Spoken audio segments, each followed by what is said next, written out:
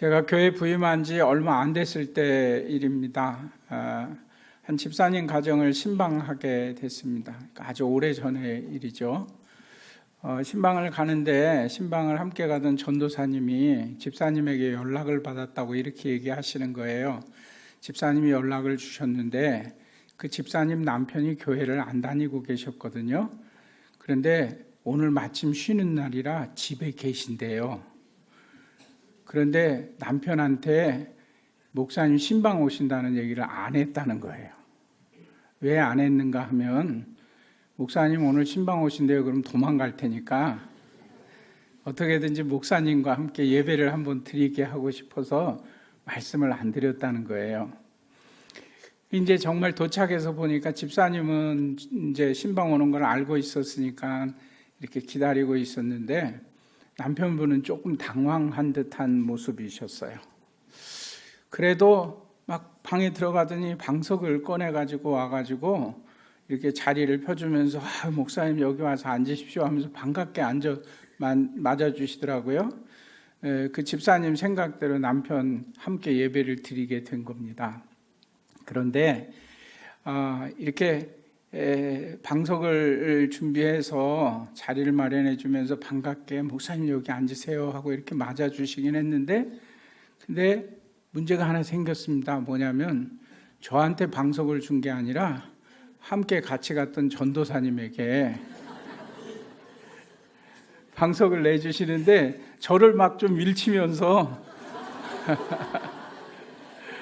전도사님한테 방석을 깔아드리면서 목사님 여기 앉으세요 그래요. 그러니까 교회 안 나와서 목사님이 누군지는 모르겠는데 이제 둘이 같이 왔는데 보니까 그 전도사님이 저보다 나이는 많지는 않았는데 머리가 좀 벗어지셨었거든요. 누군지 혹시 아십니까? 그러니까 거기가 담임 목사님이고 저는 함께 온 전도사인 줄 알았던 모양이에요. 그래서 저를 좀 이렇게 밀치면서 이제 전도사님에게 자리를 방석을 깔아주면서 이제 앉게 했는데 제가 좀 당황했죠. 저보다 우리 전도사님은 더 당황하신 표정이더라고요. 그리고 제일 당황하신 분이 집사님이셨어요. 집사님이 아이고 이분이 아니고 이분이 목사님이에요. 이렇게 해가지고 그래갖고 이제 자리를 정리하고 다 예배를 마쳤습니다. 예배 마치고 나오는데 그 여집사님이 계속 따라 나오면서 몇 번을 목사님 죄송합니다, 목사님 죄송합니다 그러는 거예요. 그래서 제가 목사는 난데 나를 이렇게 하고 전도사님에게 방석을 놔줬으니까 내가 목사인데 속으로 얼마나 화가 났을까? 제가 기분이 많이 불쾌하고 나빴을 것 같습니까? 여러분 생각에?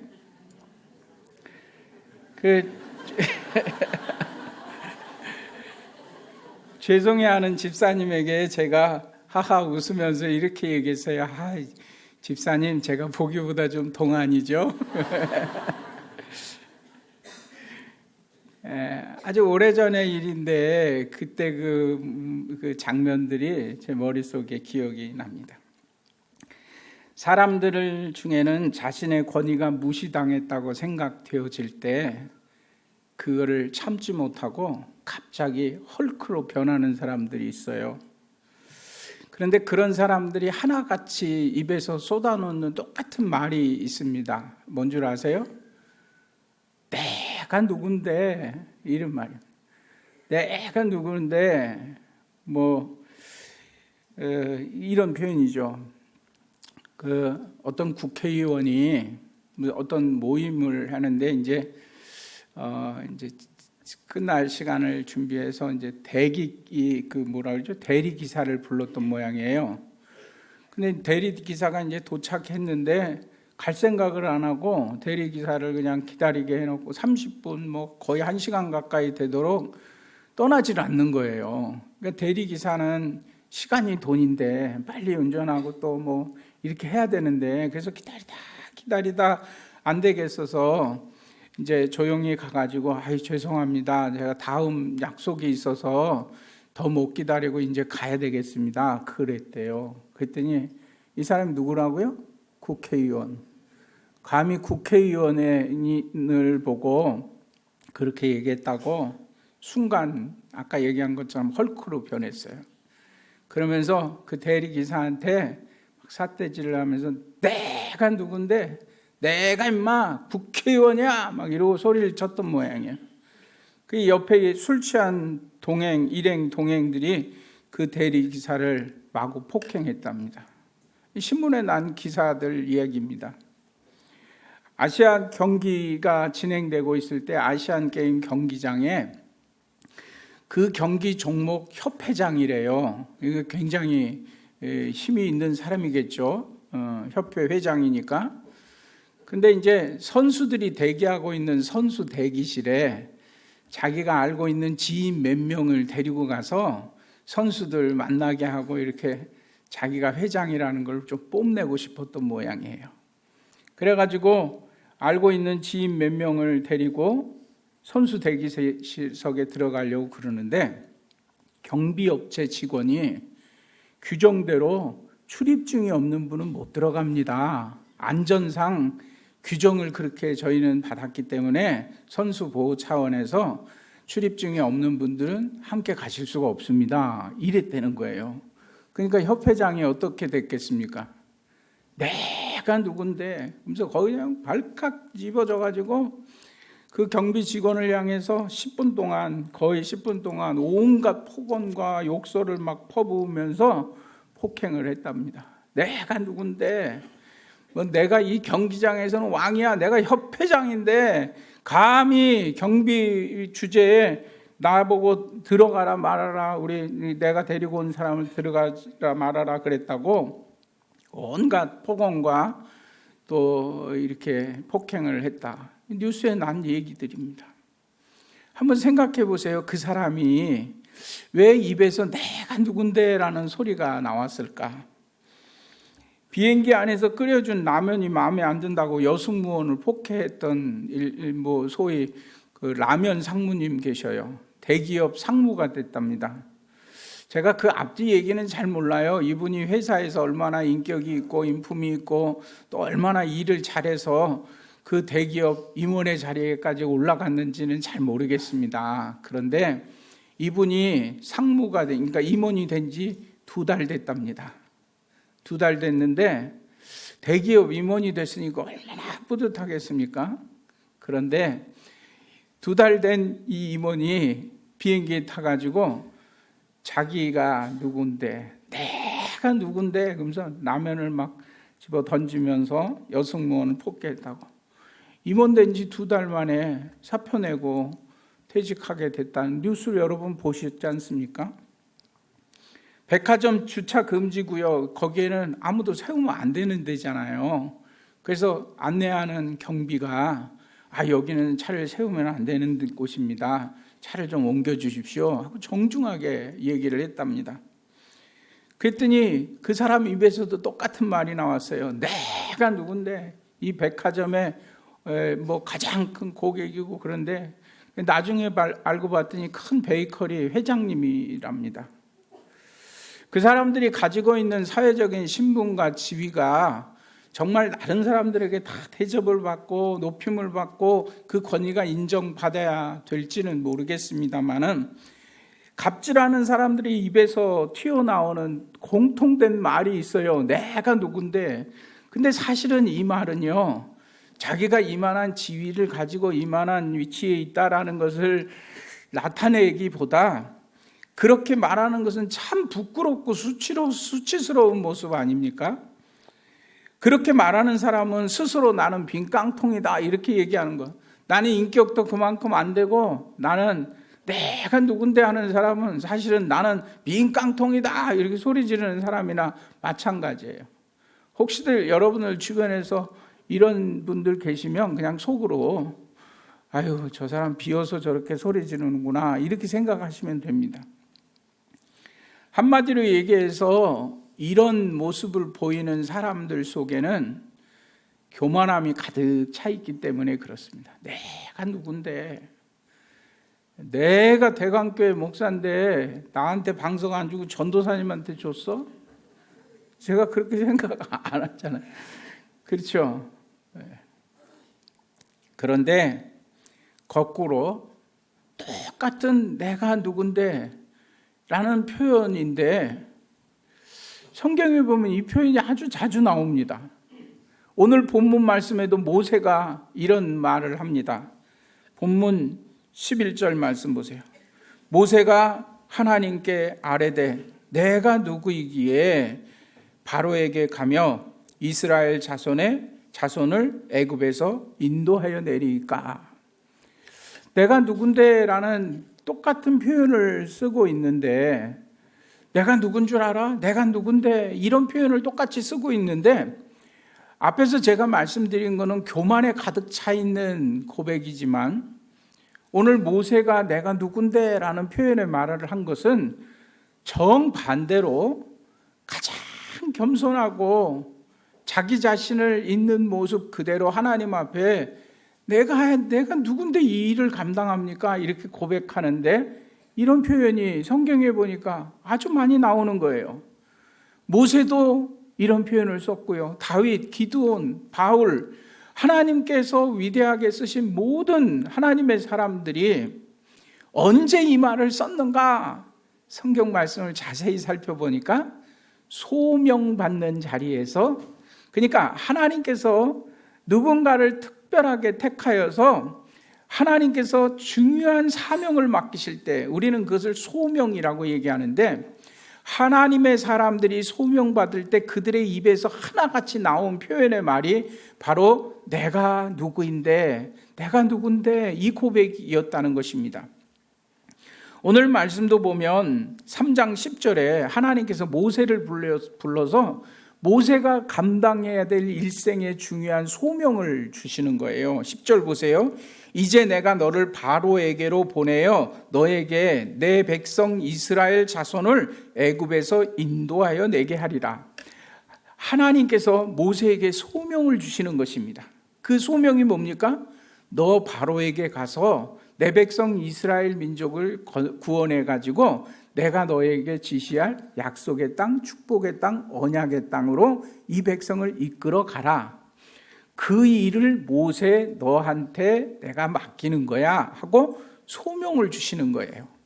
소명이라는 단어는 영어로 calling, 부르심이에요. 그런데 단순히 부르심이 아니라 한자 용어에서 알 수 있듯이 앞에 소자는 부를 소자입니다. 그리고 뒤에 명자는 목숨 명자예요. 이걸 제가 한자를 놓고 가만히 생각해 보니까 이 소명이라는 단어는 부르시기는 부르시는데 그냥 부르는 게 아니라 우리의 목숨, 생명과 관계되는 부르심이라는 이 의미라는 거잖아요. 이 소명이 뭔가 그것을 보니까 내가 목숨 걸고 살아야 하는 이유가 바로 여기 있다는 거예요.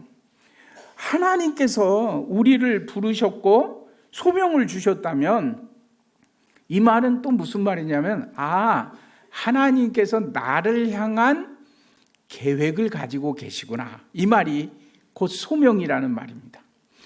여러분들이 하나님께 어떤 사명을 받았고 어떤 소명을 받았든지 나를 향한 하나님의 계획이 있는 것이 바로 소명이고, 그리고 그 소명은 내가 목숨 걸고 감당할 일일 뿐만 아니라 내가 살아가는 이유라는 거죠.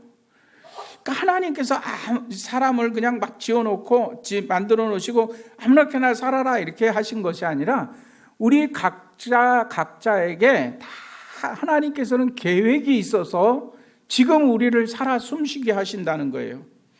지금 내가 살고 있는 삶의 자리, 우리 가정, 우리 직장, 내 모든 환경 가운데 살도록 하신 분이 하나님이신데 그 하나님은 계획을 가지고 나를 향한 계획을 가지고 지금 이 삶을 살도록 인도하고 계시다라는 것입니다. 그러니까 소명이라는 단어를 생각해 볼 때 첫째는 하나님께서 나를 위한 계획을 가지고 계시구나. 이게 소명입니다. 언제까지? 죽는 날까지.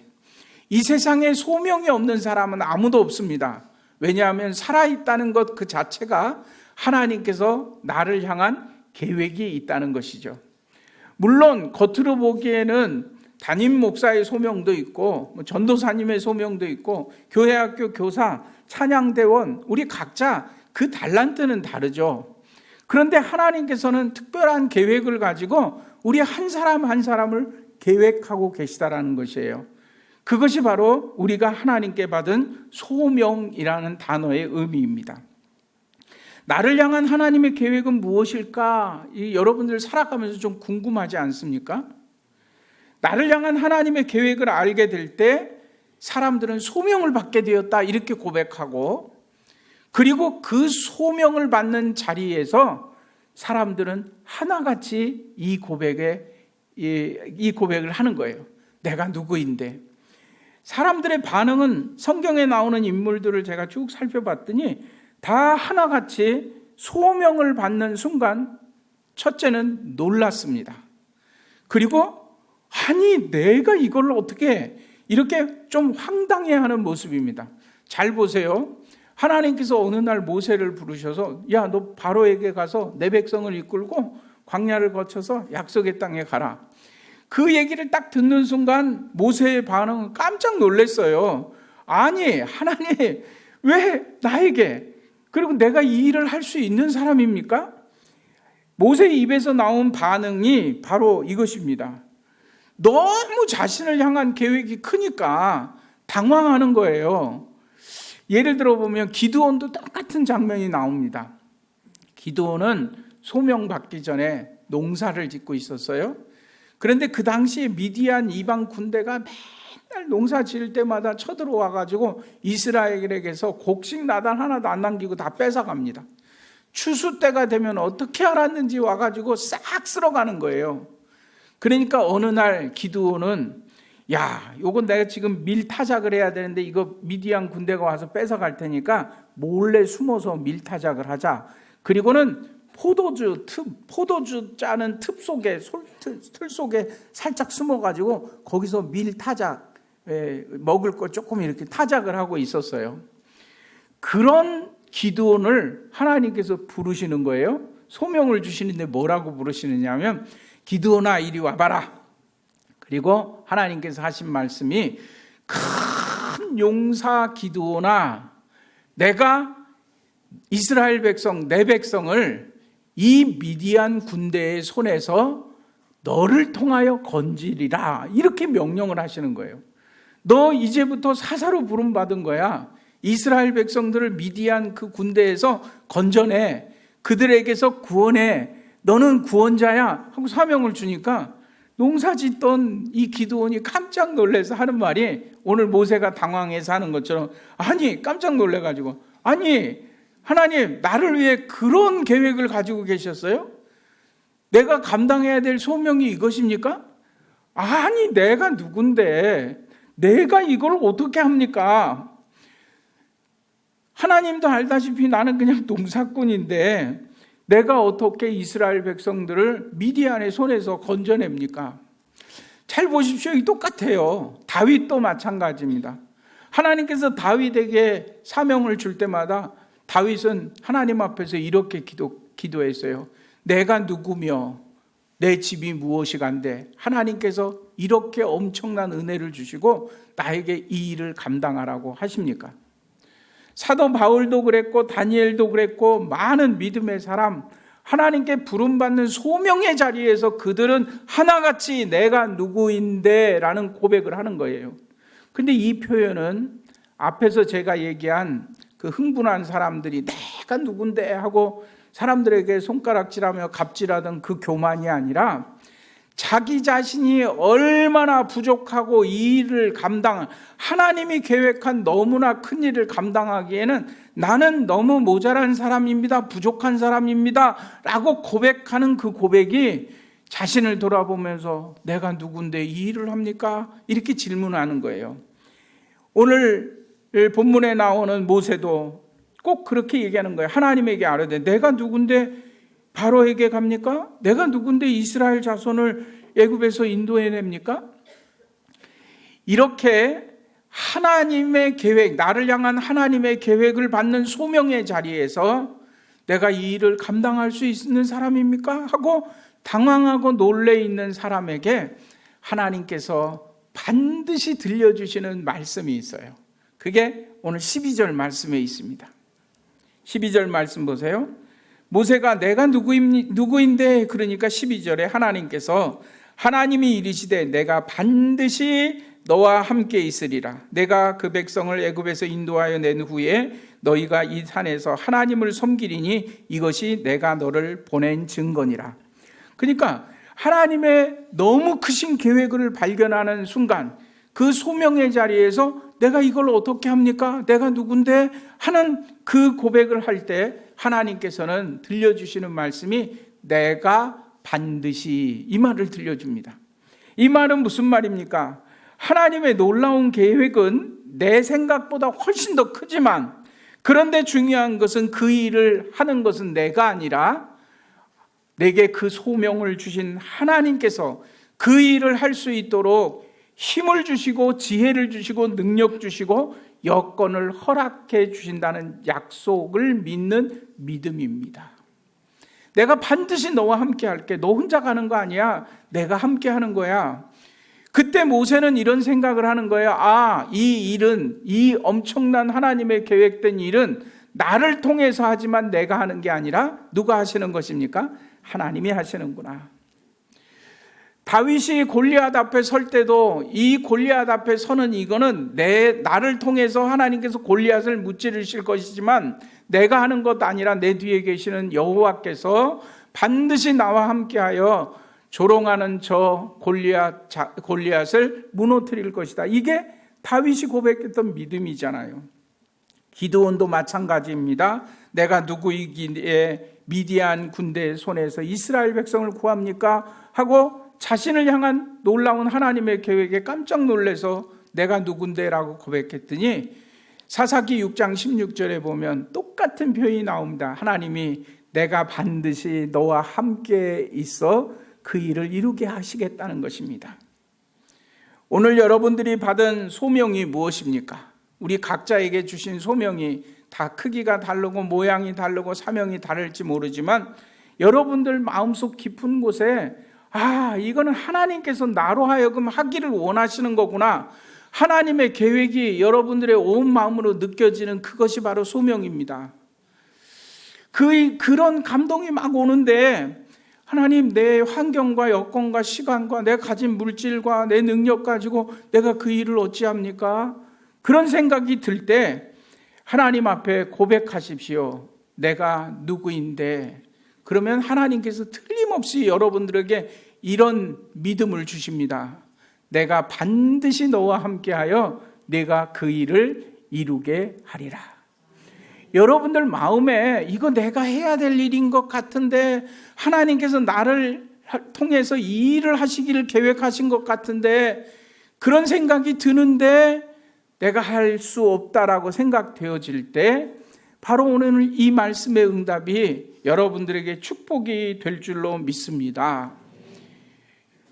해마다 이맘때가 되면요, 우리 부목사님들에게 찾아와서 목사님, 저 내년에는 교회학교 교사 못하겠습니다. 그러시는 분들이 있어요.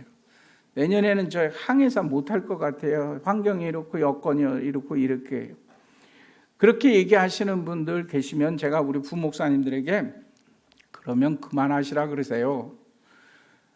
왠 줄 아세요? 이거 뭐 목사님들이 시키는 겁니까? 하나님께서 내게 주신 사명이고 소명의 자리라면 저는 믿음이 있어요. 하나님께서 그 마음을 정말 그 집사님에게, 그 성도님에게 주셨다면 그 일을 할 수 있는 힘을 주실 줄로 믿습니다. 여건을 허락하여 주실 줄로 믿습니다. 그 믿음이 우리의 신앙인 거예요. 소명 하찮게 여기지 마십시오. 하나님께서 내게 주신 소명이면 다른 말로 얘기하면 하나님께서 나를 향하여 계획하신 일이라는 거죠. 하나님 나를 위해서, 나를 향해서 계획하신 건 잘못 계획하셨어요. 그리고 그걸 뿌리치고 내 생각과 내 방법대로 내 인생을 살아간다? 그러면 하나님께서 내게 부르셔서 맡기신 소명, 한마디로 얘기해서 내가 살아가야 될 목적, 의미, 존재, 가치, 이것들이 다 무시되어 버리는 것이라는 거예요. 내 생각과 내 방법대로 내 인생을 살게 됩니다. 이제 다가오는 새해에는 모두 힘을 내어 선한 일을, 하나님의 말씀으로 은혜를 공급받아 각자에게 주신 하나님이 기뻐하시고 좋아하실 선한 일이 무엇일까? 나를 향하여 계획하신 그 계획이 있다면 우리가 하나님의 계획대로 충성하며 순종하는 삶을 살 때 하나님께서는 크게 기뻐하실 것입니다. 여러분을 향한 하나님의 계획이 있는데 여러분들이 생각하는 것보다 훨씬 더 크고 놀랍습니다. 이게 하나님의 계획입니다. 그리고 여러분들 각자에게 주시는 소명의 자리를 깨달아 하나님께서 주신 은혜로 믿음의 귀한 삶을 만들어가며 다가오는 새해에는 더욱 멋지게 우리 광양대광교회에 주신 귀한 사명을 감당하는 여러분 모두 되시기를 주님의 이름으로 간절히 축원합니다.